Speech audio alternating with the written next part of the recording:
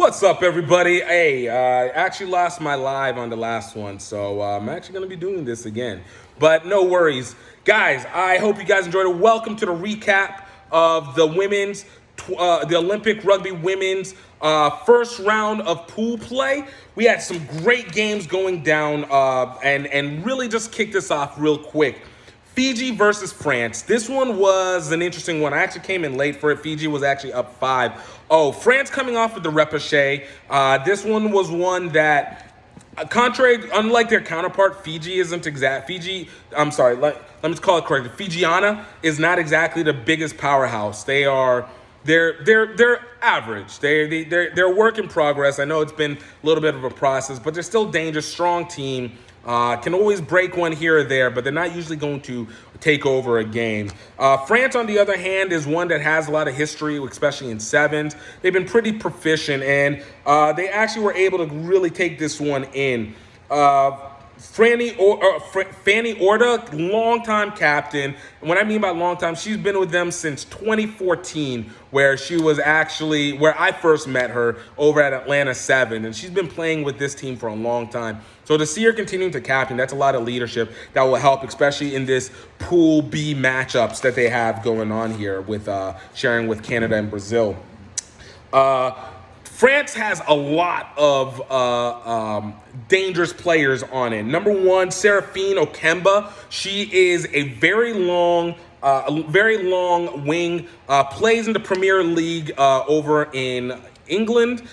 She's one that you need to watch out, can barrel through people. She actually got the only other try for France in this game, carrying two Fijians in for the score and dragging it in your long limbs, able to get it off from a distance. The other one is Siobani, who is the player to watch for France. She didn't get any scores, but she required 2-3 tacklers. That's a person who can suck in the defense. You got to watch out for people like that. They are going to be dangerous down the line, and especially in this pool, I think it's going to be advantageous. I look at France and Canada to be able to take out the pool in this one.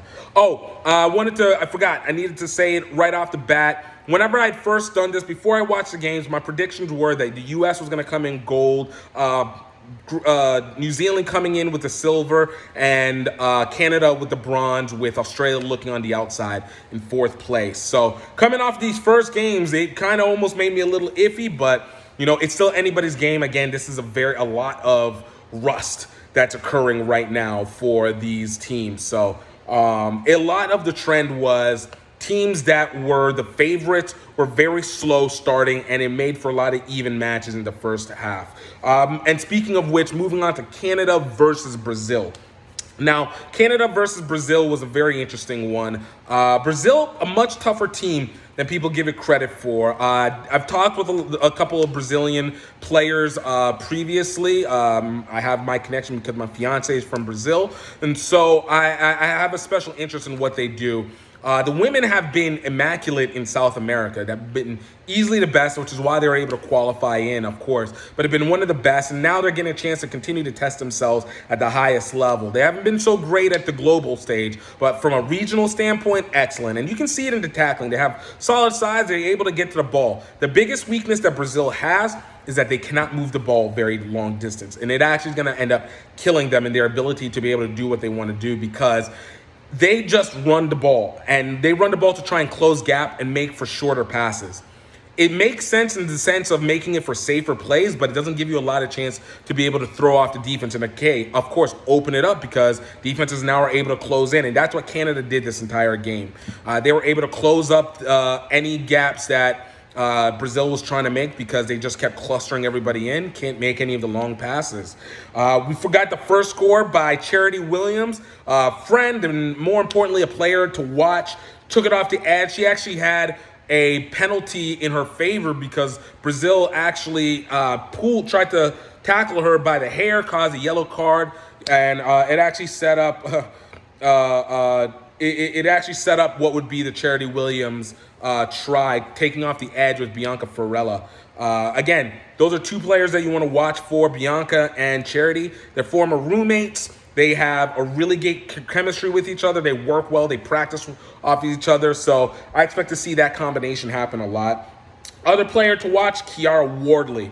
Kiara Wardley was a beast in this one. She definitely fought a lot for her plays to go in, and I think that she's going to be one of those dark horse weapons that Canada uses to be able to move into the knockout rounds. Again, like I said, I look at Canada and France to be able to take 1 and 2 spots in this pool B. Final score for this game was 33-0. Again, Brazil is going to need to work on getting their distance passes on. You're not going to be able to function even in the 5th to 8 range and the 9 to 12 range rounds if you can't pass. Like it's rugby, and what can we say? Next, we moved on to Pool C, starting off with USA versus China. The trade games, one that, again, slow start by the USA, a lot of errors. We didn't get to see a lot of that ramp up that we normally would see, and China was able to take advantage. This was an interesting one because China has never been a power team. Typically finesse team, trying to avoid contact, never feel like they have the size to be able to match up, so they try and scoot themselves around. Not a very successful strategy, but it makes sense for them. But this game, they came hard with the U.S. Against the U.S. And again, I look at this as the rust. This is wanting to make an impact early in this match. China scored first. Wang Wenyu closed out off of a pass from Yang Min after stepping Alev Kelter. Yang Ming stepped Alev Kelter on this one. This is where you talk about how slow the starts were going. And got in for the try. Early score 7-0. But about 2 minutes down the line, we got to see Chris Thomas show off why she is a captain, why she is a GOAT, why she's a legend. We've seen her do this in the Women's Rugby World Cup 2017. We saw elements of this in 2016 Olympics, and she continues to show why she's one of the fastest players on the field. Broke it, 65-meter try, breaking tackles, in, no problem, closing out the half 7-7 tied. And then this is whenever, again, the favorites teams just took it up in the next half. Christy Kirsch, the dark horse star for the U.S. going into the rest of these games, showed that she is a speed demon, all right? And typically when we think of the stars, we're looking at Chris Thomas, looking at Lev Kelter, looking at Nicole Haverland, typically in this realm of players. But Christy Kirsch came through and showed exactly why she needs to be respected on the field. Actually took it back-to-back, 50-meter tries. First one off of a Lev Kelter, off of a great pass from her, taking it down the line. And then the second one, doing an amazing stiff arm on China, breaking another tackle and going in for another 50-meter try, putting the U.S. up 14 and 21-7. And then, of course, the last pin in the coffin was Kayla Kinnett taking the play for 60 meters, finishing up a play for 60 meters that Lauren Doyle took for the first 40 meters. Got the pace, great offload going to Kinnett, boom, in for the score. I think the U.S. that's where you want the U.S. to be. That level of chemistry, that level of synchronization between them. If they can do that, they're going to be able to compete against Australia. Well, they're going to probably come out, Australia and U.S. are probably going to come out 1 and 2 in this.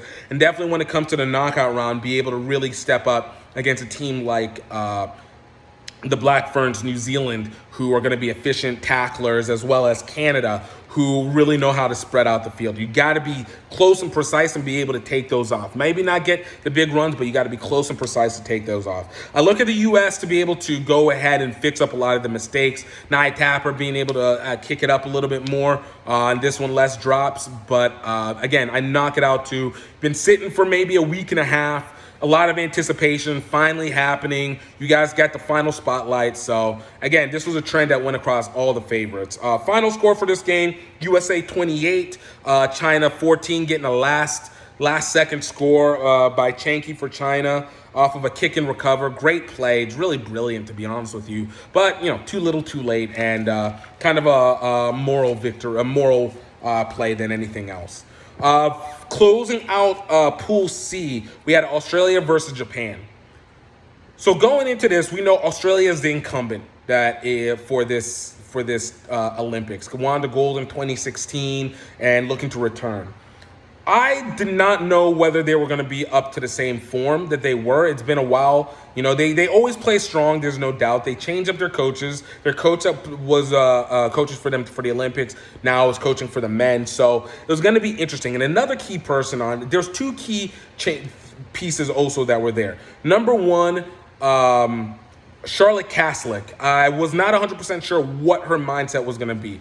She basically became a star after the 2016 Rio Olympics and has been able to see her attention value just increase substantially. I think from an endorsement standpoint, getting contracts, and really being able to be what I think most rugby people should be, is a celebrity of sort. But at the same time, you know, it can be very distracting, especially if it's not something that is typical in your industry and more so not typically done within women's rugby, even more specifically. So it was easy to get distracted, but she was one to watch, and she was a monster this game. She is the key component for this Australia team because she was completely controlling the way the plays are. It'll look like it's going to go to the wings are the ones that are the stars because they scored the most. But if you look at the structure for how Australia plays and how proficient their passing is, it starts with Charlotte and directing the plays and then just goes out. Basically, the wings are just finishing up what was already going to be there to begin with. So it's really impressive to see what they've been able to do. The other one was the fact that they didn't bring back Elia Green. She's been probably the second. If Charlotte Caslick is the biggest star in Australian rugby, Elia Green is a strong number two. Absolute beast mode, able to crash anybody, strong runner, powerful runner, danger, similar to what the men were trying to do with Samu Karevi, except for she's actually set for sevens. But from what the articles were saying is that she wasn't in the shape that she should have been. She wasn't injured, but she wasn't performing the way it was. And going into this was part of the reason why I was a little bit doubtful of what Australia was going to be, because if you can leave off Elia Green, like, who are you trying to be? But again, once you watch them, I know Japan isn't exactly an elite team, so they're not creating a whole bunch of pressure per se, but this Australia team really just knows get the ball out quick. And again, led by Charlotte Caslick, able to do a lot with that. And again, you saw it where Emma Tanagata was able to get 3 tries on the day. Second to that was Madison Levy, able to close out she was able to get tries off of I'm sorry, not Madison Levy. I apologize. Demi Hayes. Demi Hayes was able to get 2 tries out of this as well. And Demi Hayes is a player that you have to be able to watch in terms of closeout. She runs like a gazelle. She's got AFL experience. She's not afraid of contact. She's able to fend off people like it's nothing. And she's so tall. If you're not grabbing those legs, you're not going to get her down. And she was a dangerous component, both Emma and Demi. But Australia took a 24-0 halftime lead on this. Didn't even let it close down. 48-0 to close it out. Australia's taking a big jump up front. The U.S. is going to have a hard time getting that first strike if they don't beat Australia. Because unless they beat Japan by a higher score, if there happens to be a tiebreaker, like this score alone is going to be the tiebreaker in favor of Australia. And you know, we're going to see what Australia can do against China. And this is going to be a second day thing. Like I don't feel good. I don't feel good for China on this one. Australia's coming in powerful. And then we finally close out with Pool B. The Russian Olympic Committee, Great Britain, New Zealand, and Kenya coming in for this one. The Russia-Great Britain game was probably the closest one on paper of all the games that were played out. Russia, again, coming off the repechage. Great Britain, an amalgamation team with their Welsh player. I think the only one that was non-British on that team, which says a lot. Russia really is not one that people look at as a power team. They're not a traditional powerhouse. But if you've watched them in sevens over the last 7-8 years, they've always been in play. Like, they've always been in play in one way or another. They missed the Olympics last time, and I think it was really important for them to get in on this one. And they play powerful. They're strong. Like, it's Russian attitude. Like, Russians are very tough by nature. So you start to see that play out in this, and this is what made this a really close game. Barza Kamedova actually took the first score. The big pressing by Russia on Great Britain, they were able to get the stolen ball off of this one, getting it over by Kamedova, getting into score 5-0 up quickly, But give a shout out, Abby Brown, captain for Great Britain, almost similar to, Kyle Mitchell, except for so far not as injury prone. But like, Abby Brown put the team on her back.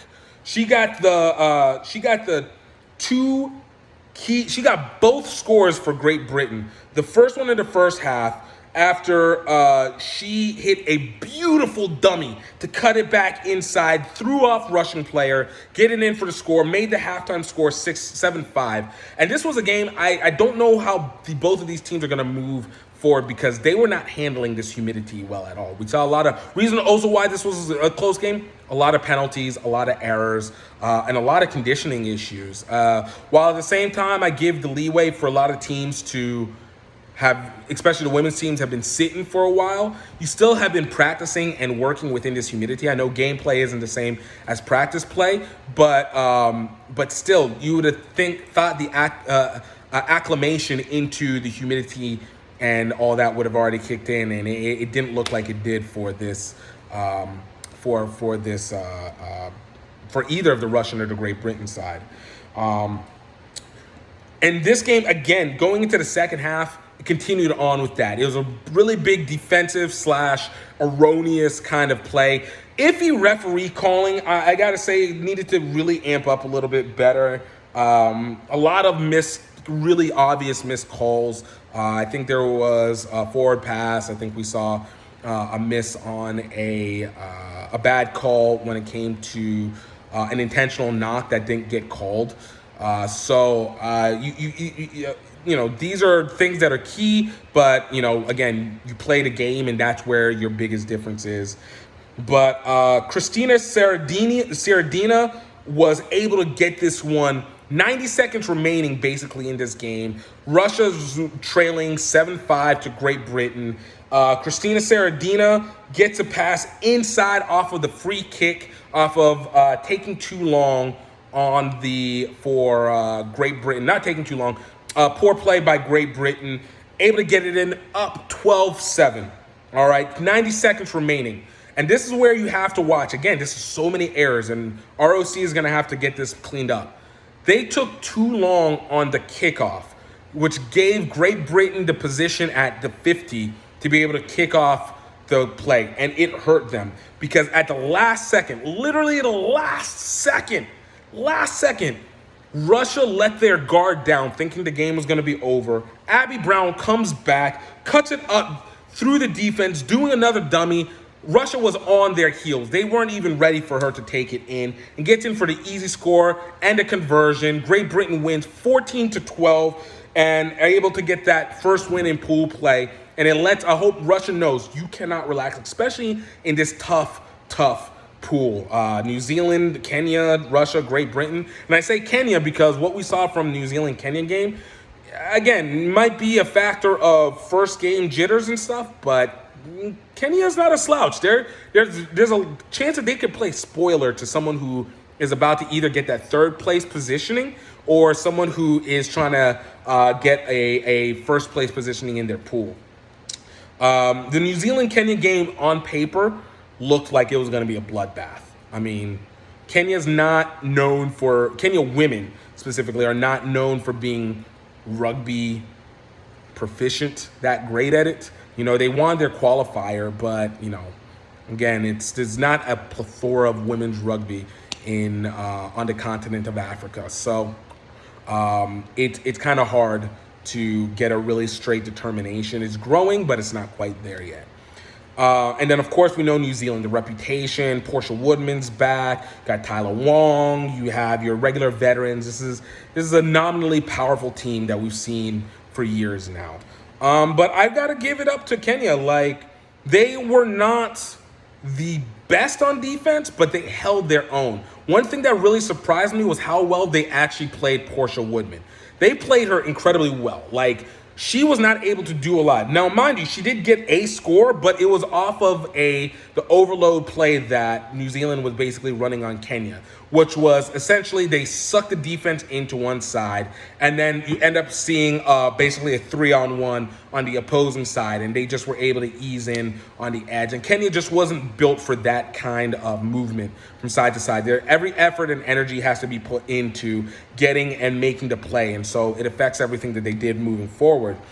But, while New Zealand got off to a 17-0 start in this, Kenya's one try came in basically moving from 7's play to 15's play and basically crashing and pushing balls. Not even mauls. It was one-on-ones.